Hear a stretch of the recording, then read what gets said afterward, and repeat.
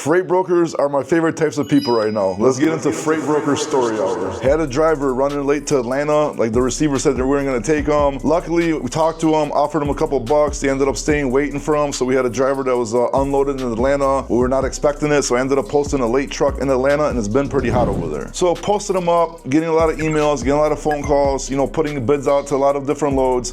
Surprisingly, it was like 4 p.m. Central Time, 5 p.m. Atlanta time, there was so much freight available, like it was crazy, bro. I'm getting calls, emails, nonstop, right? So this one broker calls me, says, hey, I got a hot load, needs to pick up ASAP, goes from Atlanta area to Dallas area, Sunday delivery, it's an important load, it's the convention center, right? What am I thinking? He's gonna wanna pay good money, So I'm like, hey, I don't really wanna go to Texas. He's like, what's your rate, right? It's about 800 miles. So I'm like, you know what? Probably like around 32-ish, right? What does this guy do? He laughs at me and he starts laughing on the phone like he's mentally ill or something like that. I'm like, bro, you're calling me at 5 p.m. asking me to go somewhere I don't wanna go. You're telling me it's a Sunday delivery, it's a hot load, it needs to get there, it's going to a convention. You're like obviously calling me because you can't find nobody because I'm probably one of the last trucks there for the day on a Friday, and you have the nerve to laugh at me? Like, I just told you that number. I would definitely would have negotiated down, probably like a lot more down. I just threw that number out there just to, throw it out there, bro. And you see, like this kind of attitude, like with freight brokers, this is why you're not gonna get nowhere, because you act tough, but you shouldn't be tough in that situation because you're trying to cover an important load. Last minute, I don't know why you're doing that. You already put yourself in a bad place, delivering to a convention, but then you have the nerve to laugh at me instead of being like, hey, bro,